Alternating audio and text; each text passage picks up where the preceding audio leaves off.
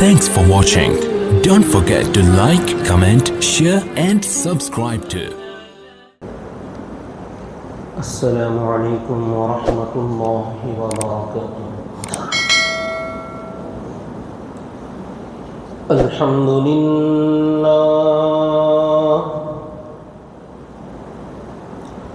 الحمد لله نحمده ونستعينه ونستغفره ونؤمن به ونتوكل عليه ونعوذ بالله من شرور أنفسنا ومن سيئات أعمالنا من يهده الله فلا مضل له ومن يضلله فلا هادي له وأشهد أن لا إله إلا الله وحده لا شريك له وأشهد أن سيدنا وسندنا وحبيبنا ونبينا ومولانا محمدا عبده ورسوله أما بعد فأعوذ بالله من الشيطان الرجيم بسم الله الرحمن الرحيم فقد قال الله تبارك وتعالى في القرآن المجيد والفرقان الحميد قال إني عبد الله آتاني الكتاب وجعلني نبيا وجعلني مباركا أينما كنت وأوصاني بالصلاة والزكاة ما دمت حيا وبرا بوالدتي ولم يجعلني جبارا شقيا والسلام علي يوم ولدت ويوم أموت ويوم أبعث حيا ذلك عيسى بن مريم قول الحق الذي فيه يمترون ما كان لله أن يتخذ من ولد سبحانه إذا قضى أمرا فإنما يقول له كن فيكون وقال النبي صلى الله عليه وسلم من تشبه بقوم فهو منهم صدق الله العظيم وصدق رسوله النبي الكريم ونحن على ذلك لمن الشاهدين والشاكرين والحمد لله رب العالمين اللهم صل على محمد وعلى آل محمد كما صليت على إبراهيم وعلى آل إبراهيم إنك حميد مجيد اللهم بارك على محمد وعلى آل محمد كما باركت على إبراهيم وعلى آل إبراهيم إنك حميد مجيد محترم بزرگان اسلام و برادران ملت اور میرے معزز سامعین کرام، آج سیرت طیبہ کا سلسلہ ایک جمعہ کے لیے روکتے ہوئے حالات کے تقاضے کے اعتبار سے بہت ہی اہم اور ضروری عنوان پر آج گفتگو کرنے کا ارادہ ہے۔ کچھ ساتھیوں کی طرف سے سوال بھی آیا اور سوال نہ بھی آئے تو حالات ایسے ہیں کہ ہمارے بہت سارے بالخصوص نوجوان طبقہ اور وہ لوگ جو بہت زیادہ کشادہ دلی کا مظاہرہ کرنے، ہر ایک کے ساتھ گھل مل کر اتنا زیادہ گھل ملنے کا شوق جو لوگ رکھتے ہیں، ان لوگوں کے لیے آج کچھ خصوصی طور پر ضروری باتیں عرض کرنے کی کوشش کرنا چاہتا ہوں۔ انسان کے مزاج کے اندر اللہ تعالیٰ نے معمولات سے اکتا کر، جو روزانہ کے معمول ہیں، جو روز کا روٹین ہے آدمی کا، اس سے آدمی اکتا جاتا ہے۔ اس اکتاہٹ کے نتیجے میں آدمی چاہتا ہے کہ کبھی کبھار کچھ نیا کیا جائے، کچھ نیو ٹرائی کیا جائے۔ یہ انسان کے مزاج میں ہے۔ ایک ہی قسم کا رہن سہن، ایک ہی قسم کا کھانا پانی، ایک ہی قسم کا ماحول، یہ آدمی کو اکتاہٹ کا شکار کر دیتا ہے۔ تو اسی لیے دنیا میں بہت سارے لوگ اپنی حیثیت اور اپنی وسعت اور طاقت کے حساب سے اس اکتاہٹ سے نکلنے کے لیے طرح طرح کے پروگرام کرتے ہیں، طرح طرح کی پلاننگز کرتے ہیں۔ کچھ موج مستیوں کے لیے، جیسے بہت سارے لوگ جو پورا ہفتہ بھر کام کاج میں، ملازمت میں، جاب اور نوکری کے اندر جو بزی رہتے ہیں، ویکینڈ کا ایک دن مناتے ہیں، ویکینڈ ڈے، کہ ہفتے میں ایک مرتبہ اپنی فیملی کے ساتھ، اپنے بیوی بچوں کے ساتھ کہیں گھومنے سیر سپاٹے کے لیے نکلے، کہیں کھانا وانا کھا لیا۔ یہ آدمی چاہتا ہے کہ کچھ نیا پن آئے۔ اسی طریقے سے جب مہینے 2 مہینے کچھ گزرتے ہیں تو یہ روزانہ کے معمول سے آدمی اکتا کر کچھ چاہتا ہے کہ نیا کیا جائے۔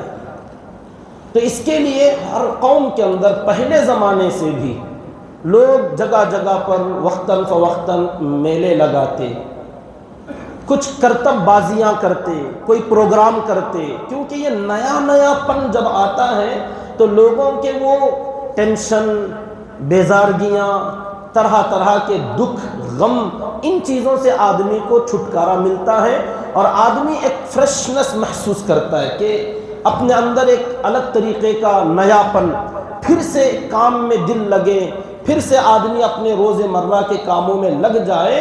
اس کے لیے تھوڑا سا آدمی اپنے ماحول میں تبدیلی چاہتا ہے۔ یہ ہم سب کی زندگی میں ہم خود جانتے ہیں۔ تو اسی کے اندر لوگ طرح طرح کے پروگرام، فنکشن، تہوار، میلے وغیرہ مختلف ناموں سے کچھ ایسے پروگرام کر لیتے ہیں۔ اسی سوچ سے بہت سارے لوگوں نے کچھ کام شروع کیے جو دھیرے دھیرے چلتے چلتے اسے بعد والے لوگوں نے اپنے مذہب کا رنگ دے دیا۔ بہت سارے جتنے بھی آج کل کے پروگرام لوگ کرتے ہیں، فنکشن جو کرتے ہیں، ان کے اندر آپ دیکھیں مذہبی تہوار جو بھی ہیں، اس کی شروعات پہلے تو وہ کیا کہتے ہیں، انٹرٹینمنٹ کے لیے، کچھ موج مستی کے لیے، کچھ تجدد نیا پن کے لیے شروع کرتے ہیں۔ وہ شروع کرنے والوں کے ذہن میں ہوتا ہے، مگر بعد میں چلتے چلتے وہ اس مذہب کا کوئی خاص تہوار اور وہ اس مذہب کا، دھرم کا خصوصی شعار بن جاتا ہے کہ وہ اس قوم کی پہچان میں داخل ہو گیا۔ اب وہ مستقل طور پر اپنی عید یا اپنی جو بھی ہے اسے منانے کی کوشش کرتے ہیں۔ اور یہ جتنے بھی ایسے کام ہوتے ہیں، اکثر و بیشتر اپنے اکابرین، اپنے پیشرو، اپنے بڑے جو گزرے ہوئے ہیں، ان لوگوں کے کارناموں پر، کہ ان کے ساتھ کوئی ان کی زندگی میں بہت بڑا ایسا کارنامہ پیش آ گیا تھا کہ ہمارے فلاں نیک آدمی نے، ہمارے فلاں بڑے آدمی نے کسی بہت بڑے دشمن کو ختم کر دیا تھا، تو چلو اس دن کو یادگار کے طور پر منانے لگ جائیں۔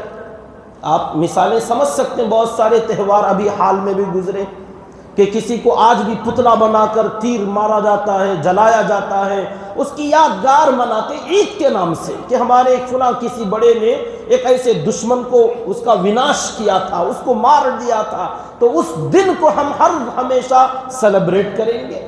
یا کسی شخصیت کی پیدائش کو لے کر کہ فلاں موقع پر، فلاں تاریخ میں، فلاں دن میں ہماری ایسی بڑی شخصیت دنیا میں آئی تھی، ہم اس دن کو عید منا لیتے ہیں۔ تو اس طریقے سے اپنے آبا و اجداد، اپنے بڑوں کے کارناموں کو اپنی خوشی کا ذریعہ بناتے ہیں اور اسے تہواروں اور عیدوں کے طور پر منانے لگتے ہیں۔ ہمارے نبی پاک صلی اللہ علیہ وسلم جب مدینہ منورہ تشریف لائے تو دیکھا وہاں بھی 2 دن سال میں خوشی کے منائے جا رہے ہیں۔ آپ نے پوچھا کیا ہے یہ؟ تو لوگوں نے بتایا ہم پہلے سے اس طریقے سے عید مناتے آئے، خوشیاں مناتے آئے، میلے لگاتے ہیں۔ تو آپ نے فرمایا اللہ تعالیٰ نے اس سے بہتر 2 دنوں سے بدل دیا ہے، اور ہماری شریعت میں 2 دن ایسے عید کے، خوشی کے شریعت میں مقرر کیے گئے، عید الفطر اور عید الاضحیٰ۔ اور ان 2 دنوں کو بھی کسی اپنے بڑوں کے یادگار کے طور پر نہیں رکھا گیا کہ ہمارے بڑوں کا کارنامہ ہے اس لیے ان کی یادگار کے طور پر کیا جائے، بلکہ دونوں عیدوں کے پیچھے ہماری عبادت شامل کر دی گئی کہ رمضان جو کہ بہت بڑی عید مناتے شوال کے اندر، پورے رمضان کے مہینے میں تربیتی روزے رکھے جاتے ہیں کہ اللہ کے قریب کیسے ہوا جائے، حلال اور حرام میں تمیز کیسے کیا جائے، پرہیزگاری تقوی کیسے حاصل کیا جائے۔ پورا رمضان کا مہینہ نمازیں، تراویح، تلاوت، صدقہ، زکوٰۃ، خیرات، اعتکاف، تسبیحات، روزے، اللہ اکبر، اتنی ساری عبادتیں ایک مہینے میں زور و شور کے ساتھ ادا کی جاتی ہیں۔ جب وہ مہینہ مکمل ہوا تو نتیجے کے طور پر عبادت کے بدلے میں، عبادت مکمل کرنے کی خوشی میں کہ ہم لوگوں نے کچھ کمایا، آخرت کو سنوارنے کا کام کیا، تو اس کے لیے عید وہ بھی عبادت ہی ہے۔ عید بھی وہ بھی عبادت کے جاؤ اللہ کا نام لیتے ہوئے، غسل کے ساتھ، طہارت کے ساتھ، سب جمع ہو کر اتحاد و اتفاق کے ساتھ اللہ کے دربار میں سر بسجود ہو کر دعائیں کرتے ہوئے، رو دھو کر معافی استغفار کرتے ہوئے واپس آئیں۔ ہماری عید میں بھی عبادت ہے اور عید سے پہلے بھی عبادت ہے۔ عید الاضحیٰ، ہو سکتا ہے کوئی سوچے عید الاضحیٰ میں تو یادگار ہے حضرت ابراہیم و اسماعیل اور حضرت حاجرہ علیہم السلام کا، وہ یادگار کم، اس یادگار کو تو رکھا گیا، لیکن اس یاد کے ساتھ ساتھ پوری دنیا کے مسلمان ایک بہت بڑا فریضہ ارکان اسلام کا 5واں اور آخری رکن حج ادا کرنے کے لیے پوری دنیا کے بندے جمع ہوتے ہیں، اور وہاں وہ حج سے فارغ ہو رہے ہوتے ہیں، عبادت چل رہی ہوتی ہے، اور جو وہاں تک نہیں جا سکے وہ بندے جو یہاں طاقت والے ہیں قربانیاں کر رہے ہیں، عبادتیں کر رہے ہیں۔ تو عید کے بعد میں عبادت، اور عید الفطر میں عید سے پہلے عبادت، اور ہماری عید بھی عبادت ہی سے ہوتی ہے۔ تو ہماری شریعت کے اندر آبا و اجداد کے کارناموں کو بنیاد بنا کر تہوار نہیں رکھا گیا، عید اور سیلیبریشن نہیں رکھا گیا، بلکہ ہمارے یہاں تو ہماری عبادتوں کے بدلے میں عید رکھی گئی۔ یہ ہماری شریعت کا خصوصی امتیاز ہے، الگ شان ہے ہماری۔ یہ میں تمہید باندھا، یہ اس لیے عرض کر رہا ہوں کیونکہ ابھی 23 تاریخ ہے، 2 دن کے بعد، ایک دن کے بعد دوسرا جو دن ہے 25 دسمبر، دنیا کے اندر، دنیائے عیسائیت کے اندر بہت بڑا ایک ڈے منایا جاتا ہے جسے کرسمس ڈے کہا جاتا ہے۔ اس پر وضاحت کے ساتھ اور خصوصی توجہ کے ساتھ بیان کرنے کی ضرورت اس لیے ہے کہ وہ تو عیسائیوں کا ہے، غیروں کا تہوار ہے، ان سے ہمارا کوئی کنیکشن اور تعلق نہیں ہے۔ یہ پہلے تک تھی یہ بات، لیکن اب ایسا زمانہ، مرور ایام، مرور زمانہ کی وجہ سے حالات ایسے آئے ہیں کہ اب تو ہمارے بہت سارے نوجوان، بہت سارے ہمارے دیندار جو دوسروں کے ساتھ کام کاج میں، نوکریوں میں، جاب میں، فیکٹریوں میں ایک دوسرے کے ساتھ جو کام کر رہے ہیں، اب ان تمام فرقوں کے ساتھ، لوگوں کے ساتھ اختلاط، خلط ملط، میل جول، آپس میں ان کے ساتھ فرینڈشپ ہے، دوستی ہے، اور سب سٹاف کے اندر شامل ہیں۔ اب ان کی جب وہ تہوار کا دن آتا ہے، کوئی ایسے خوشی کا یا عید کا دن آتا ہے، تو ہمارے ان نوجوانوں کو، ہمارے ان ساتھیوں کو چاہ کر یا نہ چاہ کر، زبردستی ہی کیوں نہ ہو، کہ بھئی اپنے سٹاف کو خوش کرنا، اپنے فرینڈز کو خوش کرنا، اپنے ساتھیوں کو ان کی بھی عید کے اندر شامل ہونا ہے، تو اس لیے زبردستی ہی کیوں نہ ہو، لیکن یہ بھی شروعات میں زبردستی تھی۔ اب تو بہت سارے لوگ خوشی خوشی شامل ہوتے ہیں، بلکہ بعض لبرل قسم کے لوگ ایسے دیکھے گئے کہ ان سے زیادہ بڑھ کر یہ لوگ ناچنے لگتے ہیں، ان سے زیادہ وش یہ کرتے ہیں، اور ان سے زیادہ سیلیبریٹ یہ کرتے ہیں۔ اسی کو کہتے ہیں پڑوس کی شادی میں عبداللہ دیوانہ، تجھے کیا تعلق؟ ارے ان سے اور تجھ سے کیا تعلق تھا؟ تیرا تو کوئی لینا دینا ہی نہیں ہے، اور تو اس کے اندر ان سے آگے نکل گیا۔ ہمارے ایک نوجوان کا فون کل پرسوں سے 2-4 دن سے آ رہا ہے کہ اس طریقے سے ہمیں مجبور کیا جا رہا ہے، پریشان کیا جا رہا ہے۔ تو ایسے بہت سارے اور بھی ہوں گے جو جان بوجھ کر یا انجانے میں شامل ہو جاتے ہیں۔ تو اس لیے اس کرسمس ڈے اور اسی طریقے سے اور ایک ہفتہ گزر جائے تو 31 دسمبر کے بعد جو جنوری 1 آئے گا، اس کے اندر تو کیا کہنے کہ بہت سارے لوگ اب ماحول کا ایسا شکار ہو چکے ہیں کہ لوگوں کو اپنے دین، اپنے ریت رواج، اپنے مذہب، جائز ناجائز، حلال حرام، صحیح غلط کی تمیز کے بغیر، کہ بھئی دنیا ہے، چلتا ہے، سب کے ساتھ چلنا ہے، چلو ادھر کو جدھر کی ہوا ہو، لوگوں نے یہ کہنا شروع کر دیا، چلو تم ادھر کو جدھر کی ہوا ہو۔ ایک کسی شاعر نے شاید کہا ہے، یہ مجھے بھی ایک صاحب اس طریقے سے کہنے لگے کہ ماحول کے خلاف ہو کر نہیں چلنا، بلکہ جو جدھر چل رہے ماحول کے ساتھ چلنا ہے۔ یہ کیسی بڑی بے وقوفی ہے کہ ہمیں جانا ہے ادھر شمال میں اور جنوب کی طرف ہوا چل رہی ہے تو ہم ادھر جانے لگ جائیں، حالانکہ ہمیں جانا اس طرف اور ہوا چل رہی ہے اس طرف۔ کہا یہ جا رہا چلو تم ادھر کو جدھر کی ہوا ہو، ارے جانا ادھر ہے اور ہوا جدھر ہے ادھر چلنے لگ جائیں، تو کیا اسے بے وقوفی نہیں کہیں گے؟ بھئی ہمارا جو ٹارگٹ ہے، ہمارا جو مقصد ہے، ادھر ہمیں ہر حال میں جانا ہے، چاہے ادھر ہوا چل رہی ہو یا اس کے خلاف ہوا آ رہی ہو، چاہے اس طرف ڈھلان ہو یا اس طرف اونچائی ہو، ہمیں تو ہر حال میں جانا ادھر ہے جہاں ہمارا مقصد ہے۔ یہ کس بے وقوف نے کہہ دیا کہ چلو تم ادھر کو جدھر کی ہوا ہو، سارا ماحول، سارا سٹاف جو کرنے لگا ہے تم بھی وہی کرنے لگ جاؤ، اور پورے سٹاف کے خلاف تم اکیلے کیوں کھڑے ہوتے ہو؟ یہ بے وقوفی ہے۔ حالانکہ ہم یہ کہنا چاہتے ہیں کہ بھئی ہماری ضرورت ہے، ہمارا جو مقصد ہے وہ ہماری آخرت ہے۔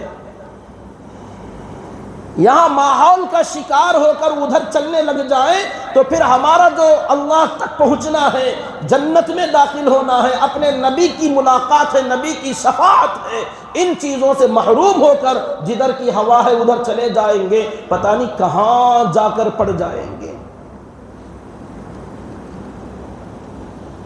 تو اس کرسمس ڈے کے بارے میں بہت سارے جو لوگ شامل ہوتے ہیں، اللہ ان کی حفاظت فرمائے، وہ یہ سمجھتے ہیں کہ بھئی جیسے بہت ساری عیدیں ہیں، بہت سارے تہوار ہیں، جیسے دیوالی، دیپاولی، جسے کہ اس کے اندر شامل ہو گئے، کچھ وش کر دیا تو ہم بھی ان کو وش کر دیے، کچھ دے دیا تو کھا لیے پی لیے، شامل ہو گئے۔ ایسے ہی بہت ساری لوگوں کے اور تہوار آتے ہیں، اس کے اندر شامل ہو جاتے ہیں، تو اس میں بھی تھوڑا بہت پارٹیسپیٹ کر لیا تو کیا ہو جائے گا؟ کیا ہو جائے گا؟ تم نے اس کی سنگینی کا خیال نہیں کیا کہ یہ کہاں تک لے جائے گا، اور یہ کیسا فنکشن ہے، اور یہ کیسا پروگرام ہے، اور یہ کیسا سیلیبریشن ہے۔ آپ نے اس کی خطرناکی کے بارے میں غور اور فکر نہیں کیا ہے۔ یہ ایسی چیز ہے کہ اس میں آدمی چاہے خوشی سے شامل ہو، جان بوجھ کر شامل ہو یا انجانے میں شامل ہو، آدمی کے ایمان کا خطرہ ہے اس کے اندر۔ ایک ایمان والا ایمان پر باقی نہیں رہ سکتا اگر اس کرسمس ڈے کے اندر اپنی رضامندی، اپنے آپ کو شامل اگر کر لیا اس کے اندر، تو ایک ایمان والا نہیں رہ سکتا۔ کیوں؟ کیونکہ یہ ایک صرف عید، یہ ایک تہوار، ایک مذہب، ایک قوم کا کوئی فنکشن نہیں ہے یہ، بلکہ یہ ایک عقیدہ ہے، یہ ایک عقیدہ ہے، اور ایسا عقیدہ جو ہمارے دین اسلام کے خلاف ہے، ہمارے قرآن کے خلاف، ہمارے نبی کی تعلیمات کے خلاف۔ جو عبادت ہم کرتے ہیں، ہماری نماز، اس نماز کے خلاف ہے یہ عقیدہ جو کرسمس ڈے کے اندر لوگوں کے اندر آتا ہے۔ اب وہاں تک ذہن کی رسائی نہیں، لوگ سوچتے نہیں، پوچھتے نہیں، معلوم نہیں کرتے، سمجھ لیا بس کوئی ایک پروگرام ہو رہا ہے، ہم بھی شامل ہو گئے تو ہمارا کیا ہوا؟ کچھ ہم کسی غیر اللہ کے سامنے سجدہ نہیں کیے، غیر اللہ کے نام سے کوئی جانور جو کاٹا گیا اسے نہیں کھائے، گوشت نہیں کھائے، حرام نہیں کھائے، شراب نہیں پیے، تو ان تمام چیزوں میں زنا نہیں کیے، شامل ان چیزوں میں نہیں ہوئے، تو پھر ہمارا کیا قصور ہوا؟ صرف حرام کھانے ہی سے نقصان نہیں ہوتا، شراب پینے ہی سے نقصان نہیں ہوتا، زنا کرنے ہی سے نقصان نہیں ہوتا، غیر اللہ کے سامنے سجدہ کرنے ہی سے کفر میں داخل نہیں ہوتے، بلکہ بعض عقیدے، بعض سوچ اور فکر ایسی ہوتی ہیں کہ آدمی اس کے اندر شامل ہو جائے، صرف وہ سوچ اپنے دماغ میں لا لے تو اس سے بھی آدمی کفر میں شامل ہو جاتا ہے۔ اب یہ سوچ کیا ہے؟ دیکھیے اللہ تبارک و تعالیٰ نے قرآن مجید میں انبیاء کرام کا تذکرہ فرمایا ہے۔ حدیث پاک میں آتا ہے، بخاری شریف کی حدیث ہے، اللہ تعالیٰ نے دنیا میں 1,24,000 انبیاء کرام کو دنیا میں بھیجا۔ 1,24,000 انبیاء دنیا میں تشریف لائے ہیں۔ ان میں سے اولو العزم جو رسولوں کی تعداد ہیں، جو نبیوں میں بھی ایک اعلیٰ درجے کا مقام رکھتے ہیں، وہ 313 رسول ہیں۔ 1,24,000 نبیوں میں 313 اللہ تعالیٰ نے خاص گریڈ، خاص مقام اور مرتبے والے رسول بنائے ہیں۔ ان رسولوں میں بھی سب سے اعلیٰ و افضل اللہ نے ہمارے نبی پاک صلی اللہ علیہ وسلم کو بنایا۔ اب 1,24,000 انبیاء کا صرف ایک فگر آ گیا، ایک نمبر بتا دیا گیا۔ اب ان کے نام، ان کے احوال، ان کے واقعات، ان کی محنتیں، یہ سب تفصیل کے ساتھ تو کیا، مختصر طریقے سے بھی ہمیں نام بھی نہیں بتائے گئے۔ قرآن مجید میں اللہ تعالیٰ نے 25 نبیوں کا تذکرہ فرمایا ہے، صرف 25۔ 1,24,000 نبیوں میں سے صرف 25 کا ذکر قرآن میں ملتا ہے۔ اب صرف یہ بھی تذکرہ، نام صرف، اب اس میں سے جن نبیوں کے حالات بیان کیے گئے، ان کے واقعات بیان کیے گئے، یہ بھی بہت کم، 25 میں سے بھی سب کے حالات تفصیل سے نہیں آئے۔ کچھ نبیوں کا مختصر تذکرہ آ گیا، کسی کا تو صرف ایک جگہ نام آیا، اور بعض نبیوں کا تھوڑا تفصیل سے اللہ نے تذکرہ فرمایا۔ جن نبیوں کا تذکرہ اللہ نے قرآن میں ذرا تفصیل کے ساتھ کیا ہے، ان میں سے ایک نبی حضرت عیسیٰ علیہ السلام بھی ہے، اور بھی ہیں۔ حضرت آدم علیہ السلام کا تفصیل سے اللہ نے قرآن میں تذکرہ کیا، حضرت نوح علیہ السلام کا تذکرہ کیا، حضرت ابراہیم علیہ السلام کا تذکرہ کیا، حضرت یوسف علیہ السلام کا بہت تفصیل سے تذکرہ کیا، حضرت موسیٰ علیہ السلام کا، حضرت عیسیٰ علیہ السلام کا، اور کچھ نبیوں کا تذکرہ اللہ نے تفصیل کے ساتھ تھوڑی بہت۔ لیکن یہ قرآن کوئی قصے کہانیوں کی کتاب نہیں ہے۔ اگر قصے کہانیاں بیان کرنا ہوتا تو 1,24,000 یا کم از کم 313 جو اولو العزم رسول تھے، ان کا تو تذکرہ تفصیل کے ساتھ آ جاتا تو قرآن بہت ضخیم کتاب ہو جاتی۔ تو یہ قرآن ہدایت والی کتاب ہے، قصہ گوئی کی کہانیاں سنانے کی کتاب نہیں ہے، اس لیے صرف 25 نبیوں کا تذکرہ، اس میں سے چند نبیوں اور رسولوں کا تفصیل کے ساتھ اللہ نے حال بیان کیا، وہ بھی پورا نہیں۔ اس میں سے مجھے آج کے بیان میں جس کا بیان عرض کرنا، جس کی تفصیل عرض کرنا ہے، وہ ہے حضرت عیسیٰ علی نبینا وعلیہ الصلاۃ والسلام۔ ان کا تذکرہ اللہ تعالی نے 4 مرحلوں میں مستقل، ان کی والدہ حضرت مریم علیہ السلام کے نام سے، انہی کے نام کا ایک سورہ پورے قرآن میں 16ویں پارے کے اندر سورہ مریم کے نام سے ایک نازل فرمایا اللہ نے۔ صرف ان کی والدہ مریم ہی کا تذکرہ نہیں، بلکہ ان کے نانا اور ان کے نانی، حضرت عیسیٰ علیہ السلام کے نانا اور نانی صاحبہ تھی حضرت حنہ بنت فاقوز، نانا تھے آل حضرت عمران۔ تو نانا صاحب جو عمران تھے، نبی تو نہیں تھے یہ، لیکن بہت بڑے متقی پرہیزگار عالم دین اور مسجد اقصی بیت المقدس کے امام، ان کے نام سے اللہ نے قرآن میں بہت لمبا سورہ بیان فرمایا ہے، اس کا نام ہے سورہ آل عمران، جو قرآن مجید میں سورہ بقرہ کے بعد والا جو سب سے بڑا سورہ ہے وہ سورہ آل عمران۔ تو یہ آل عمران کون ہے؟ عمران کی آل۔ اب عمران کوئی نبی نہیں ہے، یہ عمران وہ ہے جو حضرت عیسیٰ علیہ السلام کے نانا جان ہیں۔ تو سورہ آل عمران میں ان کے خاندان کا تذکرہ اللہ نے بڑے تفصیل کے ساتھ کیا۔ کیوں؟ حضرت عیسیٰ علیہ السلام کا 4 مرحلوں میں ان کے خاندان کا، کہ یہ کس خاندان سے ہیں، ان کا تعلق کہاں سے ہے، کس سے ہے، اور یہ کیسے دنیا میں پیدا ہوئے، تشریف لائے، پیدائش کا واقعہ سورہ مریم میں اللہ نے بیان فرمایا۔ پھر اس کے بعد ان کو اللہ تعالیٰ نے کیا کیا خصوصیات دی تھیں، ان کے معجزے کیا تھے، ان کے کارنامے کیا تھے۔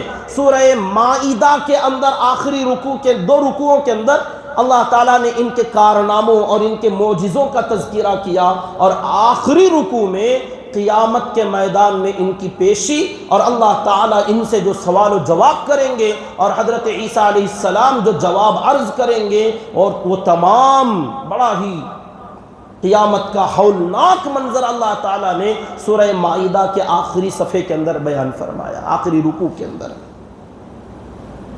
تو 4 سٹپ میں، 4 جگہوں پر سورہ آل عمران جو نام ہے سورہ کا، اس کی تفصیل میں اگر آپ جائیں، مستقل بہت لمبا مضمون اللہ نے بیان فرمایا۔ ان اللہ اصطفى آدم ونوحا وآل ابراہیم وآل عمران علی العالمین، کہ اللہ تعالی نے حضرت آدم اور حضرت نوح علیہ السلام کو، اور ابراہیم علیہ السلام کی آل و اولاد کو، اور حضرت عمران کی آل و اولاد کو ساری دنیا کے لوگوں میں سے چن لیا۔ ذریۃ بعضھا من بعض، یہ سب ایک دوسرے کی اولاد تھے۔ حضرت نوح حضرت آدم علیہ السلام کی اولاد ہیں، حضرت ابراہیم حضرت نوح علیہ السلام کی اولاد میں سے ہیں، اور حضرت آل عمران جتنے بھی ہیں یہ تمام حضرت ابراہیم علیہ السلام کی اولاد میں سے ہیں۔ ذریۃ بعضھا من بعض، یہ سب آپس میں ایک دوسرے کی اولاد ہیں۔ اچھا، ایک نکتہ، ایک پوائنٹ کی بات مجھے یہ بتلانا ہے کہ اللہ تعالیٰ نے حضرت عیسیٰ علیہ السلام اور ان کی والدہ اور ان کے خاندان کے بارے میں اتنے ڈیٹیلز، اتنی تفصیل کے ساتھ جو بیان فرمایا، آخر وجہ کیا تھی؟ اس کی 2 وجہیں ہیں۔ ایک وجہ، جب حضرت عیسیٰ علیہ السلام دنیا میں تشریف لائے تو ان کی ذات کے بارے میں، خود ان کے بارے میں اور ان کی والدہ کے بارے میں، ان کی پیدائش کے بارے میں 2 طرح کے طبقے بنے۔ ایک جو پہلے سے تھے یہودی، ان یہودیوں نے بڑا تفریط کا معاملہ کیا، بڑی گراوٹ کا معاملہ کیا، الزام لگا کر، بہتان لگا کر کہنے لگے کہ ان کی ماں جو مریم ہے، نعوذ باللہ زانیہ ہیں، فاحشہ ہیں، بدکار ہیں، العیاذ باللہ، اللہ ہماری حفاظت فرمائے۔ تہمتیں لگائیں اور ان کو ولد الزنا کہا کہ بن باپ کا بچہ زنا کی وجہ سے پیدا ہوا۔ ان کی شان میں گستاخیاں کی گئیں، تفریط کیا گیا، بڑے ہی گراوٹ والے الفاظ استعمال کیے گئے، ان کی شان کو گھٹا کر لوگ بات کرنے لگے۔ انہی کے ساتھ میں جو ماننے والے لوگ تھے، جو بعد میں عیسائی بنے، نصارہ کہلائے، ان لوگوں نے بڑا افراط کا معاملہ کیا کہ ان کو بڑھایا، اتنا اٹھایا اور ان کو اتنا احترام دیا اور اتنا مقام اور مرتبہ دیا، کہنے لگے کہ یہ بن باپ کے بچے ہیں اور بغیر باپ کے کوئی پیدا نہیں ہوتا، ماں تو معلوم ہے تو ان کا باپ خود اللہ ہے، نعوذ باللہ من ذالک۔ اب یہ اللہ کے بیٹے ہیں، ابن اللہ کہنے لگے، عیسیٰ ثالث من ثلاثہ کہنے لگے کہ تین خداؤں میں سے ایک خدا خود حضرت عیسیٰ علیہ السلام بھی ہیں، اللہ کے بیٹے بھی ہیں، اور حضرت مریم کو اللہ کی بیوی کہنے لگے، نعوذ باللہ۔ اب یہ لوگ اتنا بڑھا اتنا بڑھا ہے۔ میں سمجھتا ہوں یہودیوں نے جو گستاخی کی وہ بھی غلطی ہے، عیسائیوں نے جو غلطی کی یہ بھی غلطی ہے، ان دو میں زیادہ خطرناک غلطی عیسائیوں کی ہے، حالانکہ وہ بھی خطرناک کیونکہ انہوں نے تو ڈائریکٹ اللہ کے اوپر الزام لگا دیا۔ یہودیوں نے تو صرف حضرت عیسیٰ اور حضرت مریم علیہ السلام پر الزام لگایا، ان کو غلط کہا، ان کے اوپر تہمت اور بہتان لگایا، مگر عیسائی جو ماننے والے لوگ ہیں یہ کہتے ہیں ہم ماننے والے، حقیقت میں انہوں نے حضرت عیسیٰ علیہ السلام کی شان میں بھی گستاخی کی، ان کی والدہ کی شان میں بھی گستاخی کی، اور آگے بڑھ کر خود اللہ کی شان میں گستاخی کی۔ تو ایک وجہ اللہ تعالیٰ نے یہ کلیئر کرنا تھا کہ حضرت عیسیٰ کون ہیں، کیسے پیدا ہوئے، کیا ان کی ہسٹری ہے، اس لیے اللہ نے سورہ آل عمران کے ایک دو رکوع کے اندر بڑی تفصیل سے ان کے پورے خاندان کا اللہ نے تذکرہ فرمایا۔ اور جب سورہ مریم کے اندر جائیں 16ویں پارے میں، وہاں ان کی پیدائش کیسے ہوئی یہ تفصیل اللہ نے وہاں پر بیان فرمایا۔ اچھا، یہ عرض کر رہا تھا کہ کیوں ان کی تفصیل اللہ نے بیان فرمایا، ایک وجہ اس کو کلیئر کرنا تھا، یہود اور نصارہ کے اختلاف کو واضح کرنا تھا۔ دوسری وجہ یہ ہے کہ میں اور آپ امت محمدیہ علی صاحبہ الصلاۃ والسلام، جو یہ آخری امت ہے، اس امت کا تعلق حضرت عیسیٰ علیہ السلام سے بہت زیادہ ہے، بلکہ کہنا چاہیے حضرت عیسیٰ علیہ السلام کا تعلق اس امت کے ساتھ بہت گہرا ہے، اس لیے اللہ نے بڑی تفصیل کے ساتھ بیان فرمایا کہ اے میرے پیارے نبی کی امت، حضرت عیسیٰ علیہ السلام کا تمہارے ساتھ تعلق ہے، وہ آخر زمانے میں آئیں گے، جیسے اپنے زمانے میں آئے تھے، ان کو اٹھا لیا گیا ہے، وہ آخری زمانے میں قیامت سے پہلے دنیا میں آئیں گے، جب دجال دنیا کے اندر راج کر رہا ہوگا، ظلم و ستم برسا رہا ہوگا، کوئی طاقت اس کا مقابلہ نہیں کر پا رہی ہوگی، تو اس کو مٹانے اور اس کو ختم کرنے کے لیے جو شخصیت تشریف لائیں گے، پہلے تو حضرت مہدی کا ظہور ہوگا، ان کی مدد کے لیے اللہ تعالیٰ آسمانوں سے دوسرے آسمان پر حضرت عیسیٰ علیہ السلام ابھی بھی زندہ موجود ہیں، جیسے دنیا میں آئے تھے، ابھی ان کا انتقال نہیں ہوا، اللہ نے زندہ اٹھا لیا ہے، وہ قیامت کے قریب دمشق کی جامع مسجد کے مینارے پر دو فرشتوں کے کندھوں پر ہاتھ رکھ کر سہارا لے کر اتارے جائیں گے، اور وہ آئیں گے حضرت مہدی جو اس امت کے ایک فرد ہیں، یہ امام ہوں گے، وہ ان کی اقتداء میں وہ نماز ادا کریں گے، ساتھ میں مل کر دجال کو قتل کریں گے۔ باب لد ایک جگہ ہے، اس باب لد میں اس کو پکڑا جائے گا اور اس کا سر اڑایا جائے گا، اس کو ختم کیا جائے گا۔ تو دجال کے فتنے سے اس امت کو نجات دلانے والے اللہ تعالیٰ نے حضرت عیسیٰ علیہ السلام کو مقرر فرمایا، تو وہ آئیں گے، تو اس امت کا خاص تعلق ان کے ساتھ ہے۔ تو اب اس امت کو بتانا تھا کہ وہ کون ہیں، کیا ہیں، کیسے ہیں، ان کے حالات پہلے کے کیا تھے، یہ ڈیٹیلز کے ساتھ تفصیل کے ساتھ جان لو، اور جب وہ آئیں گے تو کیا حالات ہوں گے، دنیا کا ماحول کیا ہوگا، کیا سچویشن ہوگی، اور جب وہ آئیں گے تو اس کے بعد کے حالات کیا ہوں گے، یہ تمام تفاصیل اللہ کے پیارے نبی صلی اللہ علیہ وسلم نے اپنی مبارک زبان سے احادیث مبارکہ کے اندر تفصیل کے ساتھ بیان فرمایا۔ تو یہ وجہ تھی کہ تمام نبیوں میں سے جن کی تفصیلیں آئیں، حضرت عیسیٰ علیہ السلام کا خاص کر ان کی پیدائش سے پہلے سے اللہ نے بیان فرمایا کیوں؟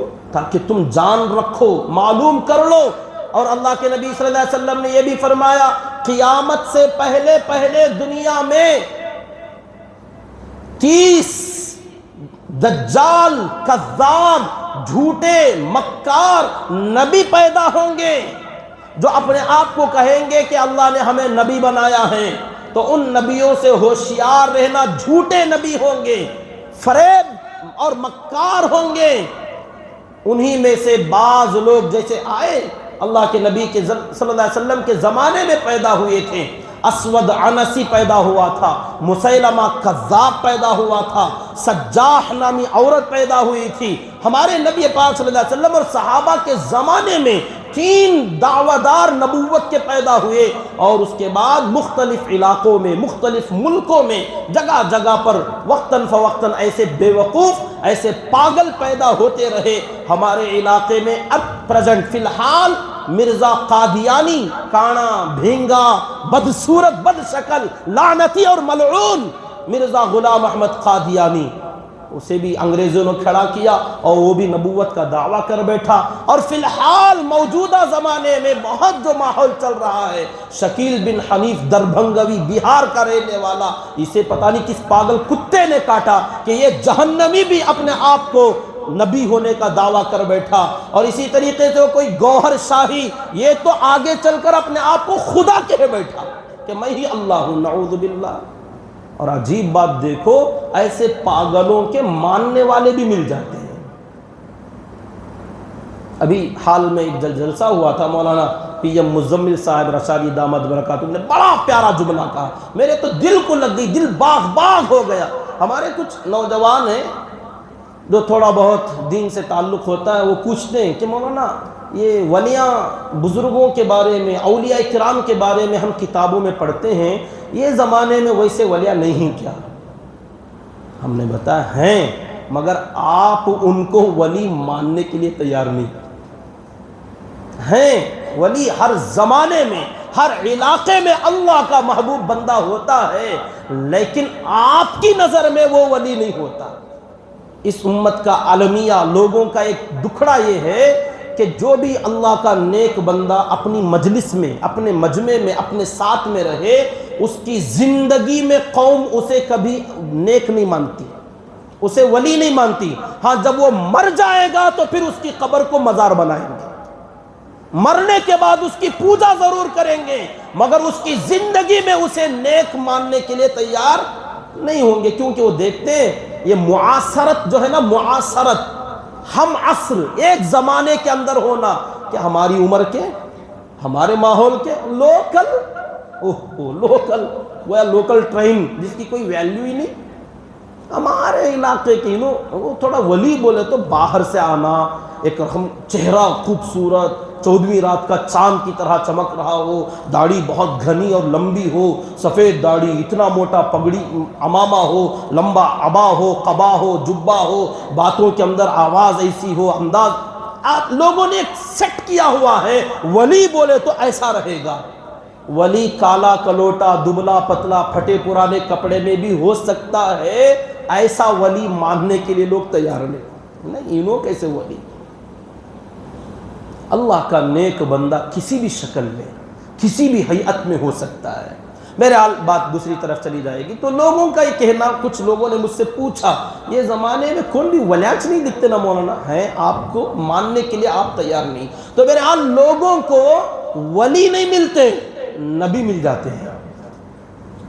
نبی، شکیل بن حنیف بھی نبی، مرزا غلام احمد قادیانی نبی، گوہر شاہی نبی، پتہ نہیں کون کون ایسے جھوٹے نبی ہیں.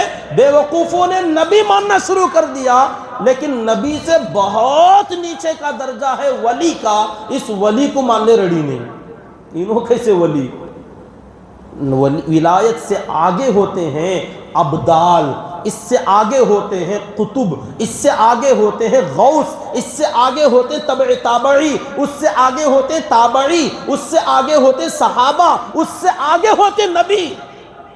تو نبی کو لوگوں نے ایکسپٹ کر لیا، مان لیا. یہ جو نیچے کا درجہ ولی کا، اسے ماننے ریڈی نہیں. بڑی عجیب بات ہے. لوگوں کو ولی نہیں ملتے، پاگلوں کو نبی ملنے لگ گئے. مولانا نے بڑا پیارا جملہ کہا. تو یہ سمجھنے کی حالات کی ضرورت کی بات میں عرض کر رہا ہوں کہ پتہ نہیں کہاں کہاں ماحول کے اندر ایسے زہریلے انجیکشن لوگوں کو دیے جاتے ہیں اور بہت سارے لوگ جانے انجانے میں ان کے جال میں پھنستے چلے جاتے ہیں. تو اس لیے اللہ تعالیٰ نے اس امت کو سمجھانے کہ حضرت عیسیٰ علیہ السلام کون ہے، ان کو پہچانو. انہی میں سے بعض بے وقوفوں نے اپنے آپ کو مہدی کا بھی دعویٰ کیا کہ وہ جو آخری زمانے میں مہدی آنے والے ہیں وہ میں ہی ہوں، نعوذ باللہ. کسی نے آگے بڑھ کر کہہ دیا وہ جو عیسیٰ علیہ السلام آنے والے ہیں وہ عیسیٰ بھی میں ہی ہوں. اور آگے بڑھ کر کہہ دیا وہ جو محمد الرسول اللہ چلے گئے تھے نا وہ دوبارہ دنیا میں آئے اور وہ میں ہی ہوں. نعوذ باللہ، نعوذ باللہ من ذالک. تو اس لیے پہچان کرایا گیا کہ حضرت عیسیٰ علیہ السلام آئیں گے. وہ کون تھے، کیا تھے، شباہت کیا تھی، شکل کیا تھی، ان کا حلیہ کیا تھا، انداز کیا تھا، اور وہ کب آئیں گے، کیسے آئیں گے، کہاں آئیں گے، کب تک رہیں گے، کیا کیا کریں گے، اور ان کے زمانے میں کیا ماحول دنیا کا ہوگا، اور جب وہ انتقال کریں گے تو کیا حالت ہوگی، اور وہ کہاں انتقال ہوں گے، کہاں دفن کیے جائیں گے، ساری تفصیل احادیث میں موجود ہے. اور خود قرآن میں اب وہ آیتیں آپ پڑھ کے دیکھیے کہ اللہ تعالیٰ نے حضرت آدم اور حضرت نوح علیہ السلام کو اور ابراہیم علیہ السلام کی اولاد اور عمران جو اللہ والے تھے ان کی آل کو اللہ نے چن لیا علی العالمین، تمام جہاں والوں پر. اب آل عمران کون ہے؟ یہ عمران تو حضرت مریم کے والد حضرت عیسیٰ علیہ السلام کے نانا کا نام، ان کے آل کو اللہ نے چن لیا. کیا واقعہ تھا؟ اللہ تعالیٰ فرماتے ہیں اذ قالت امرأۃ عمران.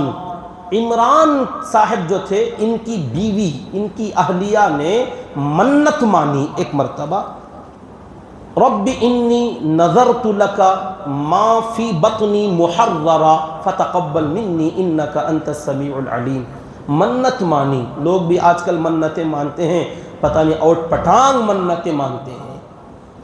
عمران صاحب کی اہلیہ نے، امرأت عمران نے منت مانی، رب انی نذرت لک ما فی بطنی، حاملہ تھیں. تو انہوں نے کہا اے اللہ یہ جو میرے پیٹ میں بچہ ہے اس کو میں تیرے گھر بیت المقدس کا خادم بناؤں گی. میرے شوہر امام ہیں تو اگر ان کی جو اولاد ہوگی اس کو میں بیت المقدس کے لیے محررہ آزاد کر دوں گی. اس سے کوئی کام اپنی خدمت کا، اپنے گھر کا، کمانے کا، دنیا کا کوئی کام میں نہیں لوں گی. اسے بیت المقدس کا خادم، مؤذن، غلام، نوکر بنا دوں گی. فتقبل منی، اے اللہ میری اس منت کو قبول کر لے، انک انت السمیع العلیم. آگے بڑھتے ہیں، بہت ساری آیتیں ہیں. فلما وضعت، جب ڈیلیوری کا وقت آیا تو اس سے پہلے ان کے شوہر حضرت عمران کا انتقال ہو گیا، جو امام صاحب تھے بیت المقدس کے، انتقال ہو گئے. فلما وضعت، جب وضع حمل ہوا، ڈیلیوری ہوئی تو کیا دیکھتی ہیں؟ بیٹی پیدا ہوئی. منت تھی کہ بیٹا ہوگا، بیت المقدس کا خادم بناؤں گی، بیٹی ہو گئی. قالت، تو بڑے ہی افسوس کے ساتھ اللہ سے یوں التجا کرنے لگیں، ربی انی وضعتها انثی، اے اللہ میری تو بیٹی پیدا ہو گئی، میں نے تو بیٹے کا ارادہ کیا تھا، اگر وہ ہوتا تو وقف کرتی. اب بیٹی کو بیت المقدس کا خادمہ نہیں بنایا جاتا کیونکہ لڑکی ہے، پردے کا مسئلہ، بہت سارے تقاضے ہیں، یہ کہاں سے خدمت کرے گی؟ اب میری منت تو پوری نہیں ہوگی. اب اللہ تعالیٰ نے جواب دیا واللہ اعلم بما وضعت، ارے تم جو کہہ رہی ہو بیٹی ہوئی، اللہ کو تمہارے بولنے سے پہلے معلوم ہے کیونکہ یہ بیٹی خود اللہ نے دیا ہے. وَلَيْسَ الذَّكَرُ كَالْأُنثَىٰ، فرمایا جب تمہاری منت صحیح ہو، نیک نیتی ہو، ارادہ صحیح ہو تو جو ارادہ تم نے کیا اگرچہ بیٹا نہیں ہوا لیکن بیٹی سے میں بیٹے کا کام لے لوں گا. کہ خدمت کرانا چاہتی تھی، چلو وَلَيْسَ الذَّكَرُ كَالْأُنثَىٰ، جو بیٹا تمہارے موعود ذہنی تھا، تمہارے ذہن میں جو بیٹا تھا اس عہد خارجی والی بیٹی کے برابر نہیں ہو سکتا، یہ بیٹی اس بیٹے سے بہتر ہے. وَإِنِّي سَمَّيْتُهَا مَرْيَمَ، والدہ کہنے لگیں میں نے اس بچی کا نام مریم رکھا. مریم مینس اس کا معنی عابدہ، زاہدہ، تقیہ، نقیہ، پاک باز، پارسا، بزرگ، دیندار، تقوی والی، طہارت والی، عبادت کرنے والی، اللہ تعالیٰ کی عبادت میں فنا ہونے والی مریم کا معنی. عابدہ و زاہدہ، تقیہ و نقیہ، میں نے اس بچی کا نام رکھا ہے کہ پاک باز رہنے والی، عبادت کرنے والی. وَإِنِّي أُعِيذُهَا بِكَ وَذُرِّيَّتَهَا مِنَ الشَّيْطَانِ الرَّجِيمِ. اے اللہ اس بچی کو اور اس سے ہونے والی جو اولاد ہیں اس سب کو میں نے تیری پناہ میں دے دیا، ان کی حفاظت تو کر لینا، شیطان کے چنگل میں میری بیٹی کو پھنسنے نہ دینا. فَتَقَبَّلَهَا رَبُّهَا بِقَبُولٍ حَسَنٍ وَأَنبَتَهَا نَبَاتًا حَسَنًا وَكَفَّلَهَا زَكَرِيَّا. تفصیل کے ساتھ اللہ نے فرمایا کہ اس مریم کو اللہ تعالیٰ نے ان کی والدہ کی منت میں قبول کر لیا. ریجیکٹ نہیں کیا اللہ نے کہ بیٹی ہے تو رد کر دیا، نہیں، فرمایا قبول کر لیا ہم نے، اور اس کو ہم نے کہہ دیا کہ بیت المقدس میں لا کر چھوڑ دو. اب اس کی کفالت کون کرے؟ تو ان کے خالو صاحب تھے حضرت زکریا علیہ السلام. حضرت جو عمران تھے ان کے والد، ان کے ساڑھو صاحب حضرت زکریا علیہ السلام اس وقت کے نبی تھے. اب تمام جتنے بھی خادم تھے بیت المقدس کے، کمیٹی والے، ممبران، سب کہنے لگے اللہ نے اس بچی کو قبول کر لیا ہے تو اس کی کفالت میں کروں گا، میں پرورش کروں گا، میری نگرانی میں رہے گی. اب سب کے درمیان اختلاف ہوا تو اللہ تعالیٰ نے قرعہ ڈالنے کے لیے کہا. تمام جتنے علماء تھے اس میں حضرت زکریا علیہ السلام بھی تھے، سب نے اپنے اپنے قلم دریا کے اندر لے جا کر، اللہ نے یہی حکم دیا تھا کہ دریا میں ڈالو. جو پانی چل رہا ہے اس پانی میں جس کا قلم بہہ جائے گا وہ ریجیکٹ ہو گیا، اور جس کا قلم بہتے پانی میں الٹا چلے گا اس کو مریم ملے گی. حضرت زکریا علیہ السلام کا قلم بہتے پانی میں الٹا چلنے لگا تو اللہ کی طرف سے یہ فیصلہ ہوا کہ مریم زکریا علیہ السلام کے ہاتھ میں آئیں گی. وَكَفَّلَهَا زَكَرِيَّا، نسبت کی وجہ سے بھی، خاندان کی وجہ سے بھی حقدار تھے حضرت زکریا علیہ السلام. اللہ نے ان کے حوالے کیا، لے گئے بیت المقدس میں ایک اونچی جگہ پر کمرہ بنایا. اس کمرے کے اندر بچی کے رہنے سہنے کا انتظام کیا. ایک سیڑھی الگ سے لگاتے تھے، اپنے گھر سے لاتے، سیڑھی کے ذریعے چڑھتے، بچی کی دیکھ بھالی کرتے، کھانا پانی دیتے، اور سیڑھی لے جا کر گھر میں رکھ لیتے تاکہ میری غیر موجودگی میں کوئی دوسرا وہاں نہ جائے. ابھی بچی چھوٹی سی تھیں لیکن بچپن ہی سے بڑی پاک باز، بڑی تقیہ، بڑی عابدہ تھیں، عبادت میں مشغول رہتیں. ایک مرتبہ حضرت زکریا علیہ السلام توشہ لے کر آئے بچی کو کھانا دوں. کلما دخل علیہا زکریا المحراب وجد عندها رزقا. کیا دیکھتے ہیں ان کے آنے سے پہلے بچی مریم پھل فروٹ کھا رہی ہیں، جبکہ حضرت زکریا علیہ السلام اس وقت کا کھانا ابھی لائے نہیں تھے اور مریم پہلے ہی سے کھا رہی ہیں. قال، حیران ہو گئے، اچھمبے میں پڑ گئے کہ میں نے اتنی سیفٹی کی ہے کہ یہاں سیڑھی میرے گھر سے آتی ہے، میں اکیلا جاتا ہوں یہاں، لوگ کوئی اس کے خلاف نہیں کرتے، لیکن آج یہ پھل اس کو کس نے دیا؟ قال یا مریم انا لکی ھذا، یہ پھل تجھے کہاں سے آئے، کون دے کے گیا میرے سے پہلے؟ قالت، تو حضرت مریم بھی بڑے عجیب انداز میں کہنے لگیں، ہوا من عند اللہ، کوئی نہیں آیا تھا مگر میرے اللہ نے خود بھیج دیا. بچی تھی، بچپن میں یہ معجزہ، یہ کارنامہ، یہ کرامت ایک ولیہ کی، ایک پاک خاتون کی اللہ تعالیٰ نے لکھا بچپن کے اندر کہ اللہ تعالیٰ نے ان کے لیے جنت کا دسترخوان اتارا تھا. قالت ہوا من عند اللہ، اللہ کی طرف سے آیا ہے. تو حضرت زکریا علیہ السلام آگے آئے تھے ان اللہ یرزق من یشاء بغیر حساب. میں آیتیں حذف کر کے ضرورت کی بات میں عرض کر رہا ہوں، اللہ نے اتنی تفصیل کیوں بیان فرمائی؟ حضرت عیسیٰ علیہ السلام کے بارے میں بولنا ہے لیکن ان کے خاندان سے اللہ نے تذکرہ شروع کیا، ان کی ماں کا تذکرہ اللہ نے کیا. بچی کون تھی، کیا تھیں جس آج مریم کے بارے میں آج لوگوں نے غلط عقیدے بنا لیے ہیں. یہ بچی بچپن سے کیسی تھی اللہ نے قرآن میں بیان فرمایا ہے. اس کا نام اللہ نے بیان فرمایا مریم ہے. قالت هو من عند اللہ ان اللہ یرزق من یشاء بغیر حساب. اللہ جسے چاہتا بے حساب روزی یوں دے دیتا ہے, اسے محنت کرنے کی بھی ضرورت نہیں پڑتی. تو حضرت زکریا علیہ السلام جو کہ اس وقت کے نبی ہیں, بڑے بزرگ بھی ہیں, عمر کے اعتبار سے بھی 120 سال کی عمر کے تھے, لیکن ان کو اولاد نہیں تھی. بڑی تمنا تھی کہ میری بھی کوئی اولاد ہو تاکہ میری وراثت جو نبوت ہے, جو علم ہے, جو حکمت ہے, اسے آگے لے جانے والا میرا کوئی بیٹا ہو, کوئی اولاد ہو. بڑی تمنا تھی لیکن اولاد نہیں ہوئی. اسی خواہش میں, اسی امید میں 120 سال کی عمر ہو گئی تھی.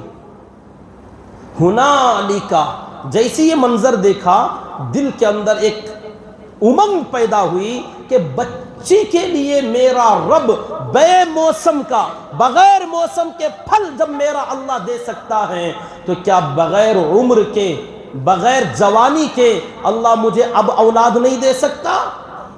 فوراً وہیں پر دیکھا کہ جگہ بڑی مقدس ہے, بچی بڑی مقدس ہے. اللہ تعالیٰ کا خصوصی رحم ہے کہ اس موقع پر اللہ نے دسترخوان اتارا ہوا ہے. قبولیت کی جگہ, قبولیت کا وقت ہے. فوراً دعا کرنے لگے. ہنالک دعا زکریا ربہ, اپنے رب سے لو لگایا. قال ربی ہب لی من لدنک ذریۃ طیبۃ انک سمیع الدعاء. اے میرے رب, میری بھی تو ایک خواہش ہے. اس بچی کو آپ نے پھل دے دیا, اس بوڑھے زکریا کو ایک بیٹا دے دیجئے, ایک پھل دنیا کا یہ دے دیجئے. ذریۃ طیبہ, پاکیزہ اولاد میں مانگتا ہوں, ایک میری نسل میں بیٹا, ایک اولاد پیدا ہو جائے. انک سمیع الدعاء, کیونکہ آپ دعا بہت قبول کرنے والے ہیں. ان کی بھی دعا قبول ہو گئی. کہہ لیجئے جگہ کی برکت, وقت ایسا تھا, مریم ایسی تھی کہ اللہ تعالیٰ نے اس جگہ پر کی ہوئی دعا, کیا اس سے پہلے حضرت زکریا علیہ السلام نے دعا نہیں کی ہوگی؟ آپ سوچیں, اتنی تمنا رکھنے والے اس سے پہلے دعا نہیں کیے تھے؟ ایک نبی نے کئی مرتبہ دعا کیا تھا لیکن وہ دعائیں قبول نہیں ہوئیں, لیکن اس موقع پر, اس جگہ پر, اس بچی کے پاس جب دعا کیا تو اللہ تعالیٰ نے ان کی اس موقع کی دعا کو قبول کر لیا. فنادته الملائکہ وهو قائم یصلی فی المحراب, وہاں سے آئے اور محراب میں گئے اور نماز کی نیت باندھ کر کھڑے ہو گئے. فرشتوں نے آواز دی, یا زکریا انا نبشرک بغلام اسمہ یحییٰ. اے زکریا مبارکبادی ہو, آپ کو وش کیا جاتا ہے, آپ کو خوشخبری دی جاتی ہے کہ رب نے آپ کی دعا قبول کر لی اور آپ کو بیٹا ہوگا, اور اس بیٹے کا نام اللہ نے طے کیا ہے, اس کا نام یحییٰ ہوگا. یحییٰ نام کا بیٹا اللہ تعالیٰ نے حضرت زکریا علیہ السلام کو دیا. میرے بھائیو, یہ تفصیل قرآن میں قصہ گوئی نہیں ہے, واقعہ اور کہانی نہیں ہے. یہ اس لیے بتایا جا رہا ہے تاکہ تم کسی زمانے میں میری کرسمس نہ کہنا, کرسمس ڈے نہ منانا, اور اس کے اندر شامل ہو کر اللہ کے بتائے ہوئے عقیدے کے خلاف جا کر اپنے ایمان کا سودا نہ کرنا. اس لیے اللہ نے بتایا کہ مریم کون, اور وہ مریم کا ٹری جو لگایا جاتا ہے, درخت, کرسمس ٹری. یہ ٹری کیا ہے؟ اللہ نے قرآن میں بھی اس کا تذکرہ کیا ہے کہ وہ درخت کون سا تھا, کس موقع پر درخت کی ضرورت پڑی, اور مریم اس درخت کے پاس کب گئی, کیوں گئی, اور اس درخت کا کارنامہ کیا تھا. قرآن میں اللہ نے سب بیان فرمایا. اب وہ جو سانٹا کراس, پتہ نہیں کیا ہے اس کا, مجھے تو پتہ نہیں, بولنا نہیں آتا میں انگلش, وہ جو آتا بوڑھا, وہ کون تھا؟ غالباً حضرت جبرائیل علیہ السلام, جو تحفے لے کر آتے ہیں, کچھ گفٹ دیے جاتے ہیں, بچوں کو خوش کیا جاتا ہے. ایک تصویراتی پروگرام لوگوں نے بنا لیا. اس دن تصویروں کی شکل میں ایک درخت بنایا جاتا ہے, ایک عورت بٹھائی جاتی ہے, اور وہ ایک بوڑھا آتا ہے. اس طریقے سے لوگ خوشی مناتے ہیں. تصویروں کے اندر ایک واقعہ بیان کیا جاتا ہے کہ یہ عورت مریم ہے, یہ درخت وہ جگہ ہے جہاں یہ مریم آ کے بیٹھی تھی اور یہاں ان کے لیے حضرت جبریل امین تحفہ لے کر آئے تھے اور تحفے میں یہ بچہ پیدا ہوا تھا۔ یہ تمام تصویرات کے اندر بیان کیا جاتا ہے۔ اس کی شروعات 300 ہجری کے عیسوی کے بعد 300 سال کے بعد میں عیسائیوں کے ایک پادری نے، اور وہ بھی بڑی عجیب بات ہے کہ اس نے بزنس کے لیے یہ پروگرام شروع کیا تھا۔ بزنس کے لیے کون سے بزنس، بہت تفصیل میں بات چلی جائے گی، ابھی میں نے تو شروع بھی نہیں کیا واقعہ۔ بہت تفصیل اللہ نے قرآن میں بیان فرمایا ہے کہ اللہ تعالیٰ نے حضرت زکریا علیہ السلام کو یحییٰ نام کا بیٹا پیدا ہونے کی بشارت دی۔ حضرت زکریا علیہ السلام بڑے خوش ہو گئے اور پوچھنے لگے، قال رب انا یکون لی غلام وقد بلغنی الکبر وامرأتی عاقر، اے اللہ یہ بچہ مجھے ہوگا، آپ نے فرما تو دیا لیکن ہوگا کیسے، طریقہ کیا ہے، کیونکہ عمر 120 سال، میری بیوی بانجھ، اسے اولاد نہیں ہوئی آج تک، تو اب کیسے ہوگی، کیا مجھے دوسری شادی کرنا پڑے گا، بیوی دوسری لانا پڑے گا، یا میرے اندر جوانی آئے گی، کیا معاملہ ہوگا، ربی انا یکون لی غلام، مجھے بیٹا تو ہوگا مگر طریقہ کیا ہے، کیونکہ قد بلغنی الکبر، میں بوڑھا ہو چکا ہوں، کمزور ہو گئے، 120 سال کی عمر کا، وامرأتی عاقر، اور میری بیوی بانجھ، تم ہمیں اولاد ہوگی تو کیسے، اللہ نے فرمایا زیادہ سوچئے گا نہیں، زیادہ ٹینشن نہ لیں، قال کذالک اللہ یخلق ما یشاء، ایسے ہی آپ جیسے ویسے ہی رہو گے، جو بیوی ہے وہی رہے گی، دوسری شادی کی ضرورت نہیں، آپ میں کوئی تبدیلی نہیں آئے گی، آپ کے اندر اللہ طاقت ڈالے گا اور اللہ تعالیٰ ایسے ہی آپ کو اولاد دے دے گا۔ قال كذلك قال ربك هو علي هين، سورہ مریم میں اللہ نے اس طریقے سے بیان فرمایا، زکریا علیہ السلام آپ زیادہ ٹینشن نہ لیں، یہ تو میرے لیے بہت آسان کام ہے، اتنی عمر ہو گئی، وہ آپ کے لیے، ہمارے لیے تو نہ عمر کی کوئی شرط ہے نہ کسی سبب کی کوئی ضرورت ہے، ہم تو بغیر اسباب کے بنا دیتے ہیں۔ كذلك قال ربك هو علي هين، یہ تو میرے لیے بہت ایزی کام ہے، میں بنا دوں گا۔ میرے حال بہت طویل واقعہ، حضرت یحییٰ علیہ السلام حضرت عیسیٰ علیہ السلام سے پہلے پیدا ہوئے اور ان کی صفات اللہ نے بیان فرمایا کہ وہ کون تھے، کیا کرنے والے تھے، مصدقاً، وہ حضرت عیسیٰ علیہ السلام کے آنے سے پہلے ان کی تصدیق کرنے کے لیے لوگوں کے اندر سیداً، سردار اور امیر بنا کر، حصوراً، بہت زیادہ خواہشات سے رکنے والا، انہوں نے اپنی زندگی میں نکاح نہیں کیا، 2 نبیوں نے شادی نہیں کی ہیں، ایک حضرت یحییٰ، دوسرے حضرت عیسیٰ علیہ السلام۔ حضرت یحییٰ علیہ السلام کو ضرورت ہی نہیں پڑی، اللہ نے فرمایا حصوراً، وہ بہت زیادہ اپنے خواہشات پر کنٹرول کر لیا کرتے تھے، اللہ کی عبادت میں ہمیشہ روتے رہا کرتے تھے، ان کو دنیا کے جھمیلوں سے کوئی لینا دینا نہیں تھا، اس لیے ان کو نکاح کی ضرورت نہیں پڑی۔ حضرت عیسیٰ علیہ السلام نکاح سے پہلے دنیا سے اٹھا لیے گئے، آخر میں آئیں گے تو پھر ان کا نکاح ہوگا، باقی ہر نبی نے نکاح کیا ہے، تو ان کی تفصیلیں بیان فرمائیں۔ پھر اس کے بعد جب حضرت مریم کی طرف آتے ہیں، یہ تھوڑا بڑی ہوئیں، جوانی کے قریب آئیں، فرشتوں نے ان کو مبارکبادی دیں، اذ قالت الملائکہ، فرشتے آئے اور حضرت مریم سے بات کرنے لگے اور کہنے لگے، یا مریم، اے مریم، مبارکبادی ہے، خوشخبری ہے، ان اللہ اصطفاکی وطہرکی واصطفاکی علی نساء العالمین، اے مریم، اللہ تعالیٰ نے آپ کو پاک صاف بنایا، اللہ نے آپ کو چن لیا ہے، سب سے پہلے تو اصطفا کی، اللہ نے آپ کو مصطفیٰ بنایا ہے، اللہ نے آپ کا انتخاب کیا ہے، اے مریم، اللہ نے آپ کا سلیکشن کیا ہے، وطہرکی، اور پاک صاف اللہ نے آپ کو بنایا کہ آپ دنیا کی گندگیوں میں بالکل ملوث نہیں ہوں گی، آپ کسی مرد کے قریب نہیں جائیں گی، پاکیزہ عورت اللہ نے آپ کو بنایا، واصطفاکی علی نساء العالمین، تمام دنیا کی عورتوں میں اللہ نے آپ کو ایک خاص مقصد کے لیے چنا، وہ مقصد کیا تھا کہ ہم نے بہت ساری جو مخلوق بنائی سب کو میل فیمیل مذکر اور مؤنث کے اختلاط سے بنایا، لیکن ہماری قدرت کے کرشمے ہم دکھانا چاہتے ہیں کہ ہم بغیر اسباب کے بنانے والے، جہاں مذکر اور مؤنث کے ملاپ سے جہاں نسلیں وجود میں آتی ہیں، ہم بغیر مذکر اور مؤنث کے بھی پیدا کر سکتے ہیں، بغیر میل فیمیل کے ملاپ کے ہم یوں ہی پیدا کر دیں گے۔ حضرت آدم علیہ السلام کو وہاں ان کے بننے کے لیے نہ کوئی میل تھا نہ فیمیل تھی، یوں ہی اللہ نے اپنے ہاتھ سے پیدا کر دیا۔ پھر ایک دوسرا کرشمہ بتانا تھا کہ صرف میل ہوگا، مذکر ہوگا، فیمیل مؤنث نہیں ہوگی، تو حضرت آدم کے ذریعے سے حضرت حوا کو پیدا کر کے بتایا کہ صرف مرد ہیں، عورت نہیں ہیں۔ اب مرد اور عورت دونوں ہیں، یہ پوری کائنات کا سسٹم ہے۔ یہ کام باقی رہ گیا تھا کہ صرف فیمیل ہو میل نہ ہو، یہ ایک کام باقی تھا۔ یہ کس کے ذریعے سے کیا جائے؟ تو اللہ تعالیٰ نے یا مریم ان اللہ اصطفاکی، اللہ نے اس کرشمے کے اظہار کے لیے تمہیں چنا ہے، تمہارا سلیکشن ہوا ہے کہ صرف تم رہو گی، مرد نہیں ہوگا، اور تمہاری ذریعے سے تمہارا ایک بچہ پیدا ہوگا۔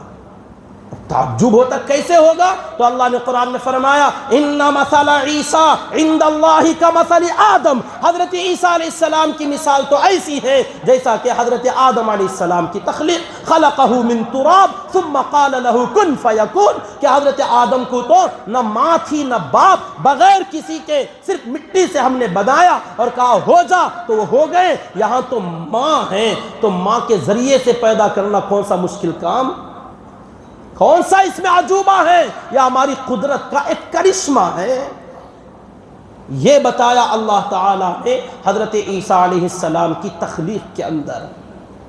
یہ آل عمران کا ابھی بہت بڑا رکوع باقی ہے، ایک پورا دو پیج، 2 صفحے باقی ہیں کہ ان کو مبارکبادیاں دی گئیں، ان کو خوشخبریاں دی گئیں۔ ایک آگے چل کر کہا اذ قالت الملائکۃ یا مریم ان اللہ یبشرک بکلمۃ منہ اسمہ المسیح عیسی ابن مریم وجیہا فی الدنیا والآخرہ ومن المقربین ویکلم الناس فی المہد وکہلا ومن الصالحین۔ فرشتے ایک اور مرتبہ آئے، جب ولادت کا وقت قریب تھا، کہنے لگے اب آپ کو بچہ ہونے والا ہے، اللہ نے آپ کو چن لیا ہے، آپ کو ایک ایسا بچہ ہوگا۔ کیسے ہوگا؟ بکلمۃ منہ، اللہ کی طرف سے ایک جملہ آئے گا، وہ جملہ تم پر ہوگا اور تم سے بچہ ہو جائے گا۔ وہ جملہ کیا تھا؟ کن، کن، اے عیسیٰ ہو جا، تو وہ بچہ ہو جائے گا۔ پروسیجر کیا تھا؟ طریقہ کیا تھا؟ سورہ مریم کے اندر اللہ نے بیان فرمایا ہے کہ حضرت جبریل امین انسان کی شکل میں آئے تو قریب ہوئے، حضرت مریم پیچھے ہٹنے لگیں، وہ اور قریب ہوئے، وہ پیچھے ہٹنے لگیں، قریب آئے تو کہنے لگے کہ اگر تو اللہ سے ڈرنے والا ہے، میں اللہ کی پناہ چاہتی ہوں کہ تو مجھ سے دور ہٹ جا۔ تو حضرت جبریل امین کہنے لگے قال انما انا رسول ربک، کہ بھئی میں کوئی انسان نہیں ہوں، میں پیچھے کیوں ہٹوں؟ اللہ نے مجھے یہ پیغام دے کر بھیجا ہے، یہ ذمہ داری دے کر بھیجا ہے کہ میں تیرے قریب آؤں اور تیرے اوپر دم کروں۔ دم کرنے کے لیے اللہ نے مجھے فرمایا ہے انما انا رسول ربک لاہب لک غلاما زکیا، ایک بہترین بچہ میں تجھے گفٹ دوں، ہبہ، ہدیہ، لِأَحَبَ لَكِ، میں تجھے گفٹ دینا چاہتا ہوں، ہدیہ دینا چاہتا ہوں۔ قریب آئے، صرف ان کا دامن پکڑا اور گریبان میں ایک پھونک ماری، چلے گئے، حمل ٹھہر گیا۔ اللہ نے پوری تفصیل کے ساتھ بیان فرمایا۔ اب میں بات مکمل کرتا ہوں۔ فَأَجَاءَهَا الْمَخَاضُ إِلَى جِذْعِ النَّخْلَةِ، سورہ مریم کے اندر اللہ تعالیٰ فرماتے ہیں جب ان کی وضع حمل کا ٹائم پورا ہوا، حضرت عیسیٰ علیہ السلام کو دنیا میں آنا تھا، اجاء المخاض، ان کے ڈیلیوری کا جو درد تھا، اسے مخاض کہتے ہیں، پیٹ کا وہ درد، حمل کا درد ان کو وہاں سے لے آیا۔ گھبرا کر باہر نکلی، پریشان ہوئی، جنگل کے اندر آئیں، الی جذع النخلہ، وہ ٹری، اللہ نے یہاں بیان فرمایا جذع النخلہ، نخلہ کہتے کھجور کا درخت، کھجور کے درخت کے جڑ میں، تہ میں آ کر مریم آ کر بیٹھ گئیں، ان کو ان کا درد کھینچ کر لایا. فَأَجَاءَهَا الْمَخَاضُ إِلَى جِذْعِ النَّخْلَةِ قَالَتْ يَا لَيْتَنِي مِتُّ قَبْلَ هَذَا وَكُنْتُ نَسْيًا مَنْسِيًّا. عرض کرنے لگی کاش اس دن سے پہلے میں مر گئی ہوتی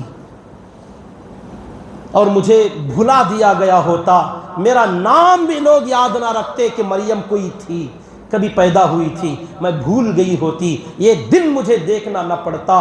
حالانکہ اللہ نے امتحان کے لیے ایک بہت بڑے کام کے لیے چنا، لیکن اس کے بعد جو تکلیفیں آنے والی تھیں اسے سوچ کر حضرت مریم کا دل گھبرا گیا، پریشان ہو گئی کہ اب بچہ تو ہو جائے گا، لیکن جب ماحول میں جاؤں گی، معاشرے میں جاؤں گی تو اس معاشرے کو سہنا بڑا مشکل کام ہے. ان کے طعنوں کو، ان کے جملوں کو، ان کے اعتراض کو، ان کے سوالوں کو سننا اور ان کے منہ بند کرنا یہ مجھ جیسی ایک لڑکی کے بس کا کام نہیں. قالت یا لیتنی مت قبل هذا، اس سے پہلے میں مر گئی ہوتی. وکنت نسیا منسیا، بڑے غم کے ساتھ یہ جملے عرض کرنے لگیں. فناداها من تحتها، جبریل امین آئے پھر اس موقع پر اسی جگہ پر کھڑے ہوئے. وہ جو بوڑھے کا تصور لوگ بیان کرتے ہیں شاید یہی ہے کہ جبریل امین اس درخت کے پاس آئے. ناداها من تحتها اللہ تحزنی، کہنے لگے اے مریم غم نہ کر، غم نہ کر، بڑے اونچے کام کے لیے تو چنی گئی ہے. اللہ تحزنی قد جعل ربک تحتک سریا وہزی الیک بجذع النخلہ تساقط علیک رطبا جنیا. تیری ضرورت کی چیزیں اللہ نے یہاں بنا دیا ہے، اس کے نیچے نہر جاری ہے، ضرورت پڑے تو پانی یہاں سے لے لینا، بھوک لگے تو اس ٹری کو، اس درخت کو ہلانا، جھنجھوڑنا، اس کے اندر سے ایک دم پکی پکی کھجوریں، رطبہ، تیرے اوپر رطب گرنے لگیں گے، کھجور گرنے لگیں گے، ان کھجوروں کو کھانا اور پانی کا استعمال کرنا.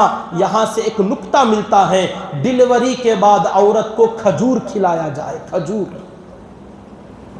لوگ شاید مانے یا نہ مانے، اپنا علاقہ، اپنا ماحول، قرآن میں ہے، حدیث میں ہے. وضع حمل کے بعد، ڈیلیوری کے بعد عورت کے اندر جو کمزوری آتی ہیں، اس کے اندر سے جو اس کی طاقت ختم ہو جاتی ہے، اگر اسے پھر سے اندر لانا ہے، اس کو قوت اگر آنی ہے، قرآن میں اللہ نے بیان فرمایا کھجور کھلایا جائے. بہرحال اللہ تعالیٰ نے فرمایا اے مریم اس بچے کو لینا. ولادت ہوئی، اب اس بچے کو اکیلی عورت سنبھالنے لگی. لڑکی ہے، کوئی بڑی عورت، تجربے کار عورت بھی نہیں، ایک لڑکی نے اپنے اس بچے کو لیا اور اللہ کا حکم تھا جاؤ اب پھر بیت المقدس کے پاس اپنی بستی میں جائیے. جب تم جاؤ گی تو تمہارے سامنے لوگ آئیں گے اور تم سے پوچھیں گے کہ یہ بچہ تمہیں کہاں سے آیا، یہ کون سا کرتوت تم نے کیا، یہ کیا کیا. اے مریم تمہارا باپ ایسا نہیں تھا، آپ کے ابا بڑے امام صاحب تھے، بیت المقدس کے خادم تھے.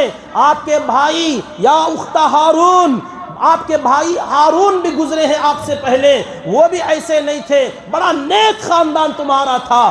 یا اخت ہارون ما کان ابوک امرأ سوء وما کانت امک بغیہ، تمہاری ماں بھی ایسی نہیں تھی. حنہ بنت فاقوس، کیا منت اس نے مانی تھی کہ تجھ جیسے بچے کو بیت المقدس کا خادم بناؤں گی، لیکن تو ہو گئی اور تو نے ایسا غلط کام کیا کہ بچہ لے کر آ گئی. تمہارا باپ ایسا نہیں تھا، بھائی ایسے نہیں تھے، ماں ایسی نہیں تھی، یہ تو نے کیا کر دیا. تو اللہ نے فرمایا زبان نہ کھولنا، اف نہ کرنا، لوگوں سے کہنا انی سمت لک اليوم، کہ اے اللہ میں نے تیرے لیے آج کا روزہ رکھا ہے. فلن اکلم اليوم انسیا، آج میں کسی آدمی سے بات نہیں کروں گی. جب لوگ مجبور کریں، پریشان کریں تو کہہ دینا میرے بچے سے پوچھ لو کہ یہ کون ہے. فاشارت الیہ، کہنے لگی اس بچے سے بات کرنا، اس سے پوچھنا، مجھ سے نہ پوچھنا. لوگوں نے کہا قالوا کیف نکلم من کان فی المہد صبیا، گود کا بچہ بات کیسے کرے گا. یہ تو غلط کام کر کے آئیں اور ساتھ میں دماغ بھی خراب ہو گیا، نعوذ باللہ. بچہ کیسے بولے گا. چھوٹا سا بچہ ہے، دودھ پیتا بچہ بات کرتا ہے۔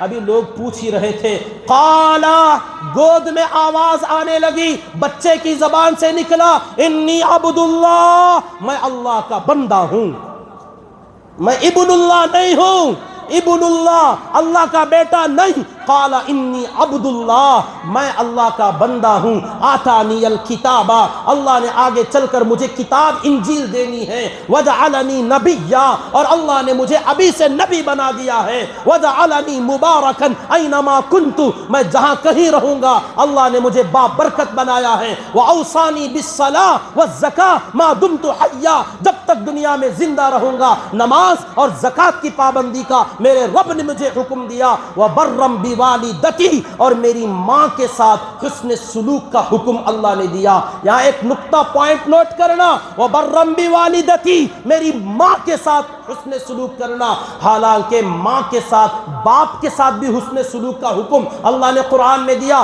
رب ارحمہما کما ربیانی صغیرا، ماں باپ دونوں کے لیے دعا کرنا، ماں باپ دونوں کی خدمت کرنا۔ الجنت تحت اقدام الامہات، اگر جنت ماں کے قدموں کے نیچے ہے، رضا الرب فی رضا الوالد وسخط الرب فی سخط الوالد، اللہ کی رضا باپ کی رضا میں، اللہ کی ناراضگی باپ کی ناراضگی میں، دونوں برابر ہیں۔ لیکن یہاں فرمایا وبرم بوالدتی، صرف ماں کی خدمت کا اللہ نے حکم دیا، کیونکہ میرا باپ کوئی ہے نہیں۔ وَلَمْ يَجْعَلْنِي جَبَّارًا شَقِيًّا، آگے بلتا والسلام علی یوم ولدت و یوم اموت و یوم ابعث حیا، یہ ساری تفصیل حضرت عیسیٰ علیہ السلام نے کہا۔ اللہ نے آگے فرمایا ذالک عیسی ابن مریم، یہ ہے عیسیٰ ابن مریم، یہ ہے، ان کو پہچاننا، یہ کسی اللہ کے بیٹے نہیں، یہ بغیر باپ کے اللہ کے کلمہ کن سے پیدا ہوئے ہیں۔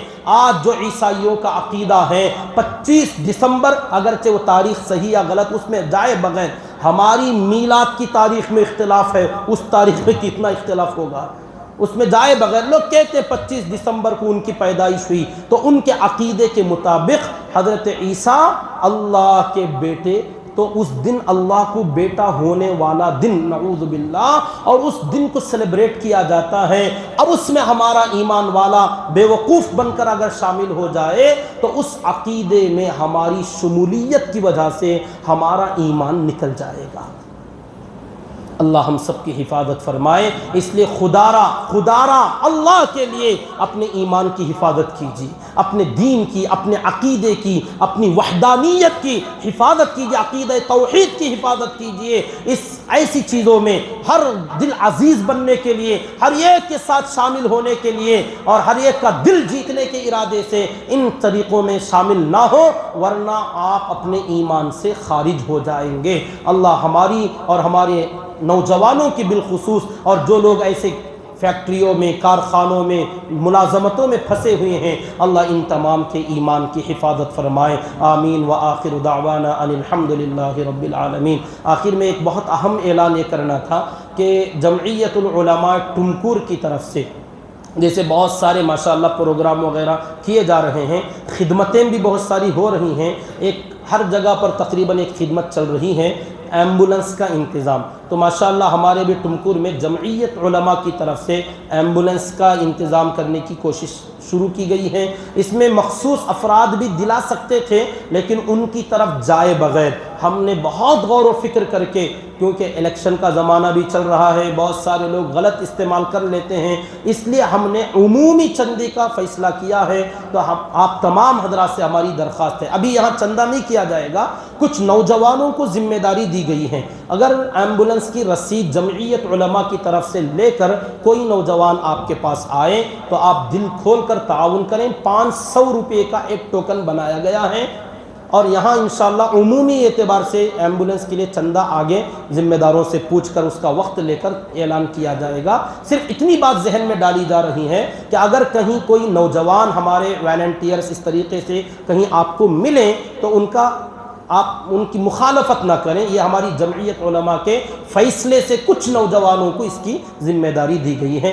آپ حضرات جاتے ہوئے مسجد کا خوب تعاون کرتے ہوئے جائیں، جو حضرات سنت نہیں پڑھے وہ سنت پڑھ لیجیے۔